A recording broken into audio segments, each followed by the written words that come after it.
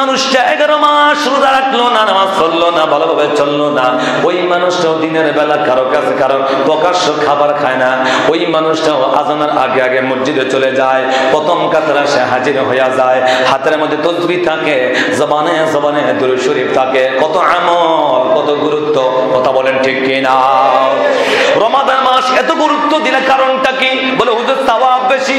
এবার আসেন, ওই রমাদান মাস আমার আল্লাহ বলেন, আমি আল্লাহ আমার নবীর খাতিরে নবীর উম্মতকে এটা হাদিয়া দিয়ে দিছি। আরো জোরে বলেন আল্লাহু আকবার। এই রমাদান মাস আল্লাহ স্পেশাল আমার নবীকে হাদিয়া দিলেন। লাইলাতুল কদর আল্লাহর পক্ষ থেকে আল্লাহ নবীকে হাদিয়া দিলেন। আমার 30টা রোজা আল্লাহর পক্ষ থেকে নবীকে হাদিয়া দিয়ে দিলেন। তারাবির নামাজ আল্লাহর পক্ষ থেকে নবীকে হাদিয়া দিয়ে দিলেন। ও রমাদান, তোমার দাম এত বেশি কারণ কি? বলে আমি রমাদান মাসে কোরআনুল কারীম আল্লাহ তাআলা নাজিল করে দিলেন। জোরে বলেন সুবহানাল্লাহ। হে রমাদান, কোরআন নাজিলের কারণে তোমার এত দাম হয়ে গেল। ওই কোরআন আল্লাহ তাআলা আমার নবীকে হাদিয়া দিয়ে দিয়েছেন। জোরে বলেন না সুবহানাল্লাহ। হাদিয়ার মাসের যদি এত গুরুত্ব হয়, হাদিয়ার রাত্রের যদি এত গুরুত্ব হয়, হাদিয়ার মাসের ইবাদতের যদি এত গুরুত্ব হয়, যাকে আল্লাহ হাদিয়া দিবেন ওই হাদিয়ার মালিক যিনি, ওই নবীর গুরুত্ব কম না বেশি? বলেন বলেন, কম না বেশি? প্রশ্ন করতে পারেন হুজুর কিভাবে সম্ভব? কিভাবে সম্ভব? মাওয়াহিবুল লাদুনিয়া একটা কিতাব আছে, আল মাওয়াহিবুল লাদুনিয়া, ইমাম কুস্তুলানি ওই কিতাবের মধ্যে উল্লেখ করে দিয়েছেন, শোনো, লাইলাতুল কদরে কেউ যদি এক রাত্র ইবাদত করে 1000 মাসের রাত্রের চেয়ে বেশি সওয়াব পাবে। কথাটা ঠিক, কিন্তু ওই রাত্রটা আল্লাহ নবীকে হাদিয়া দিলেন। হাদিয়ার মাসের ইবাদত এত বেশি সওয়াব, কিন্তু যিনি সাহেবে হাদিয়া, যাকে আল্লাহ হাদিয়া দিয়েছেন, মালিক বানিয়ে দিয়েছেন, ওই নবীর আগমনের রাত্রের গুরুত্ব ওই কদরের চাইতে অনেক অনেক বেশি। আল্লাহু আকবার বলেন না? ওই নবীর আগমনের রাত্র কদরের চাইতে, রমজানের চাইতে, ঈদুল ফিতরের চাইতে, ঈদুল আজহার চাইতে অনেক বেশি। কথা বলেন ঠিক কিনা? আমার ভাইরা, কাউকে খুশি করা, বেজার করা আমাদের উদ্দেশ্য নয়। কোরআন হাদিসের যেটা সঠিক এটা বলার চেষ্টা করি। কথা বলেন ঠিক কিনা? আর একটা বিষয় আছে, যেহেতু ঈদে মিলাদুন নবী, ঈদ লাগাইলেন কই? ঈদ পেলেন কই? আচ্ছা, ঈদ আরবি শব্দ, বাংলা অর্থ কি বাবা? বলেন না, সবাই বলেন না, বাংলা অর্থ কি? কি বাংলা অর্থ কি? খুশি। খুশি তো মিলাদুন নবী মানে নবীর মিলাদ, নবীর জন্ম, তো নবীর জন্মের খুশি। বলেন নবীর জন্মের খুশি। এবার আপনি বলতে পারেন তাহলে ঈদ লাগাইলেন কেন? তাহলে আমি আপনাদেরকে প্রশ্ন করি, ভাই, জুমার দিন নবীজি বলছেন এটা ঈদের দিন। যেটা বলেন সুবহানাল্লাহ। জুমার দিন কিসের দিন? ঈদের দিন। জাআলাল্লাহু ঈদান লিল মুসলিমিন, আল্লাহ মুসলমানদের জন্য জুমার দিনকে ঈদের দিন বানিয়ে দিয়েছেন। কেন? হাদিসের মধ্যে লম্বা ব্যাখ্যা এসেছে। বলে এই জুমার দিনে আল্লাহ তাআলা আদম আলাইহিস সালামকে সৃষ্টি করেছেন। আদম সৃষ্টির দিনকে আল্লাহ তাআলা ঈদের দিন ঘোষণা দিয়েছেন। আদমের ইন্তেকালের দিনকে আল্লাহ ঈদের দিন ঘোষণা করে দিয়েছেন। তো আদম নবীর খুলিকা ফিহি আদম, আদম নবীর জন্মের দিনের যদি ঈদের দিন আল্লাহ নিজে দিতে পারে, আদমের নবী যিনি, সফিউল্লাহর নবী যিনি, কালিমুল্লাহর নবী যিনি, রূহুল্লাহর নবী যিনি, আমার নবীর জন্মের দিনে ঈদের দিন হতে পারে কি পারে না?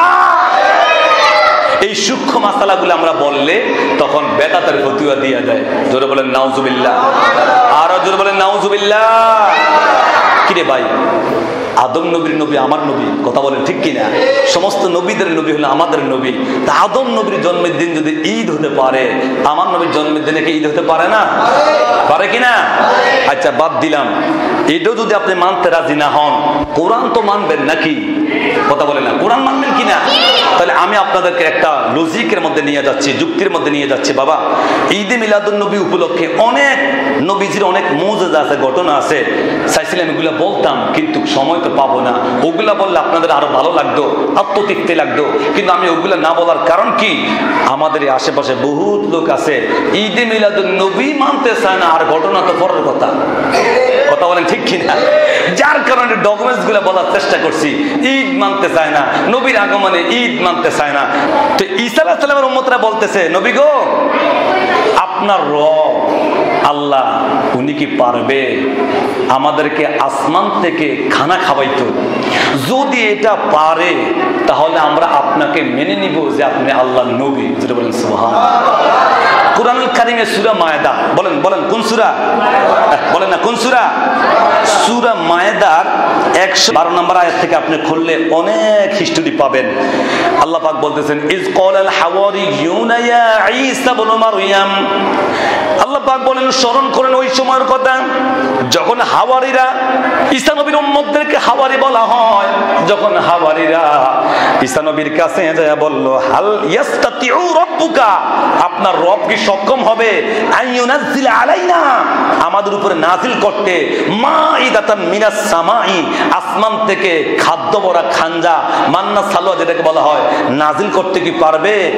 ওয়া না'লামা আম কদ সাদাকতানা, আর আমরা জেনে নিব আপনি আমাদের সঙ্গে সত্য কথা বলতেছেন, আপনার রব আছে, আসমান থেকে খানা পাঠাইছে, আপনি যে দাওয়াত দেন মাইনা নিবে, আপনি সত্য কথা বলতেছেন, অর্থাৎ সব কথা। এবং ওয়ানাকুনা আলাইনা আলাইহা মিনাশ শাহিদিন, এই ব্যাপারে আমরা সাক্ষী হয়ে থাকব। আপনার রব কি পারবে গো ঈসা আসমান থেকে আমাদেরকে খানা পাঠাইতে? খানা খাই আমরা আত্মতৃপ্তি পাবো, শান্তি পাবো, কিছু খাবো, এই ব্যাপারে আমরা সাক্ষী হয়ে থাকবো, আপনাকে সত্য হিসেবে মেনে নিব। অনেক কথাবার্তা হয়ে গেল। ঈসা নবী কয়, যদি আল্লাহ আসমান থেকে খানা পাঠায়, সত্যিকার বলো তোমরা ঈমান আনবানি? সুবহানাল্লাহ। বলো হ্যাঁ হুজুর ঈমান আনবো, ওয়াদা দিলাম। ঈসা নবী আর দেরি করে নাই, সঙ্গে সঙ্গে হাত উঠায়া আল্লাহর দরবারে ফরিয়াদ জানায়া দিলেন। ঈসা নবী বলতেছেন, ক্বালা ঈসা ইবনু মারইয়াম আল্লাহুম্মা রাব্বানা আনজিল আলাইনা মাইদাতান মিনাস সামাই তাকুনু লানা ঈদান লিল আউয়ালিনা ওয়াল আখিরিনা ওয়া আয়াতাম মিনকা ওয়ারযুকনা ওয়া আনতা খায়রুর রাযিকিন। আল্লাহু আকবার। ঈসা নবী বলতেছেন, রব্বানা, আল্লাহুম্মা, হে আমার রব, রব্বানা, হে আমার রব, আনজিল আলাইনা মাইদাতান মিনাস সামাই, ও আল্লাহ তুমি আসমান থেকে খানজা ভরা খাদ্য আমাদের উপরে নাজিল করো, আসমান থেকে তুমি আমাদের উপরে পাঠাও। তাকুনু লানা ঈদান লিল আউয়ালিনা ওয়াল আখিরিনা, ও আল্লাহ এটা আমাদের জন্য ঈদ হয়ে যাবে, খুশির বিষয় হয়ে যাবে। আমাদের শুরু থেকে শেষ পর্যন্ত আমরা সবাই এটাকে নিয়ে খুশি করব, আনন্দ করব। আয়াতাম মিনকা, এটা তোমার নিদর্শন হয়ে থাকবে। ওয়ারযুকনা ওয়া আনতা খায়রুর রাযিকিন, আল্লাহ তুমি হলা উত্তম রিজিক দাতা, উত্তম রিজিক দাতা।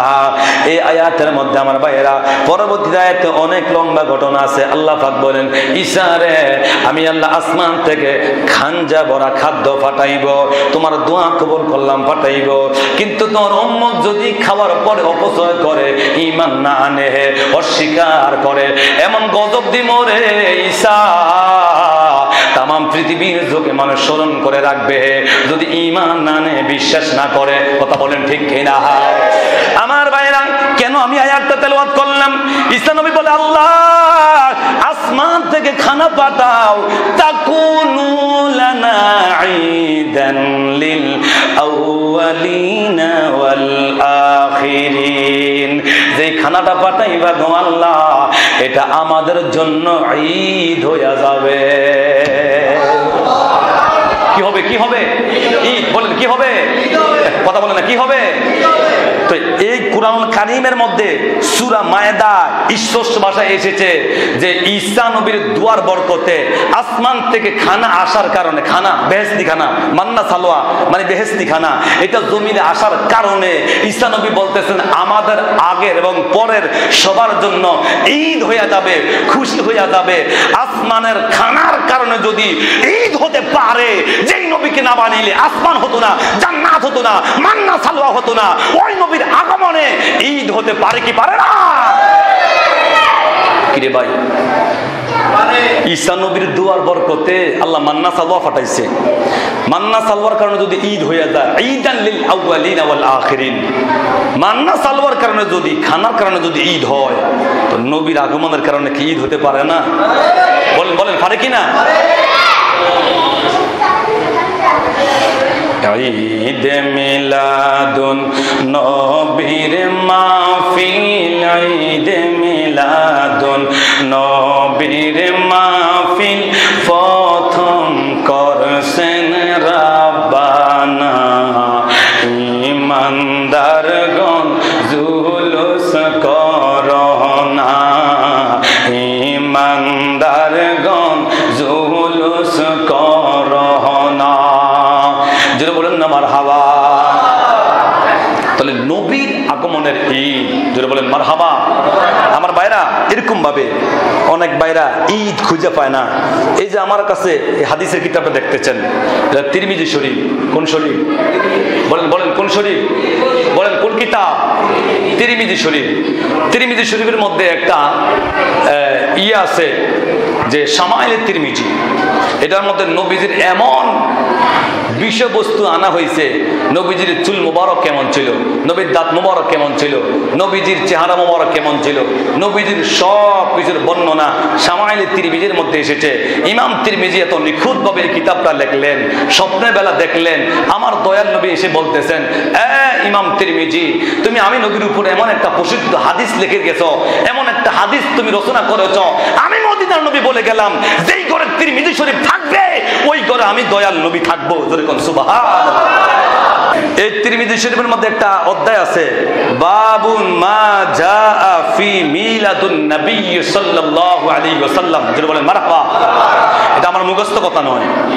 কেউ যদি মাদ্রাসায় পড়ে থাকেন, কেউ যদি আলেম থাকেন, আপনি তিরমিজি শরীফ খুললে দেখবেন কিতাবে মানাকিবে আনি রাসূল সাল্লাল্লাহু আলাইহি ওয়াসাল্লাম, এই অধ্যায়টা খুললে আপনি পাবেন বাবু মা জাআ ফি মিলাদুন নবী সাল্লাল্লাহু আলাইহি ওয়াসাল্লাম। তাহলে মিলাদুন নবীর ব্যাপারে একটা অধ্যায় আছে তিরমিজি শরীফের মধ্যে। জোরে বলেন না সুবহানাল্লাহ।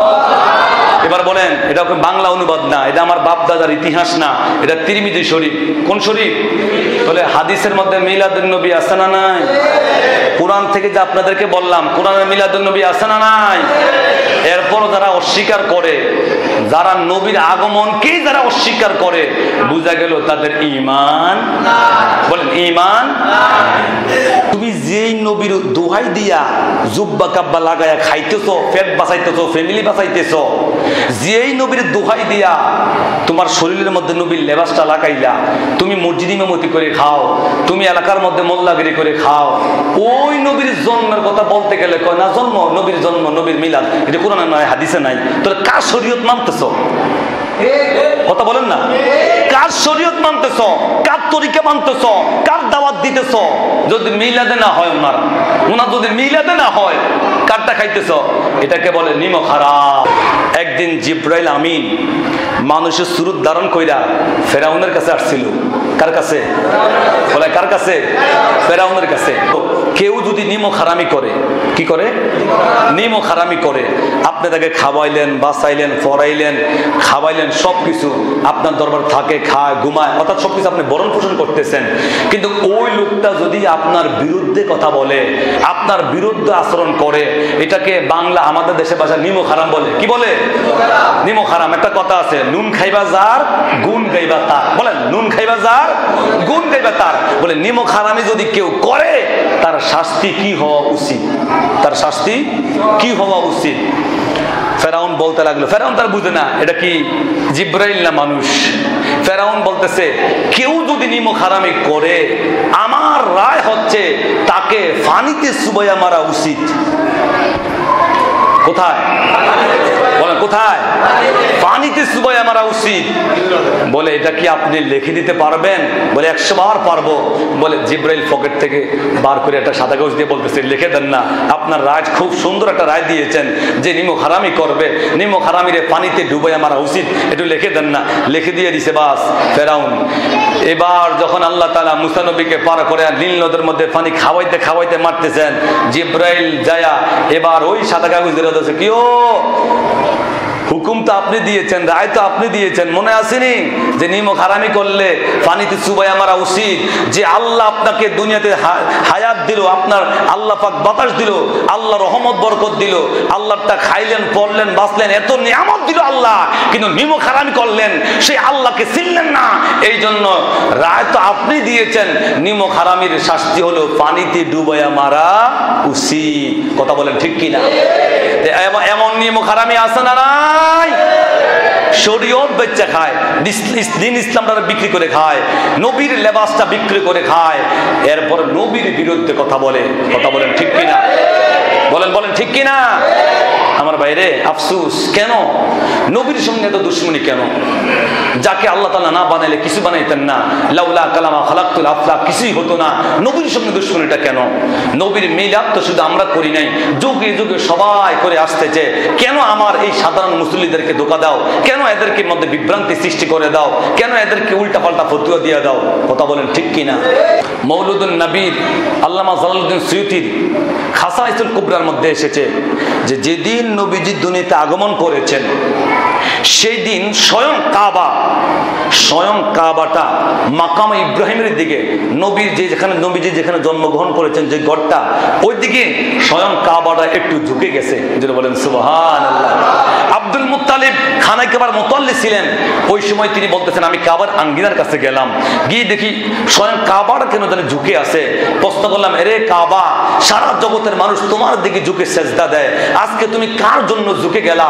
কাবার থেকে গাইবি আওয়াজ আসে, এই আব্দুল মুত্তালিব, সারা বিশ্ব জাহানের তাম জাহানের নবী যিনি এই মাত্র দুনিয়াতে আগমন করেছে, আমি তো শরীয়তের কাবা।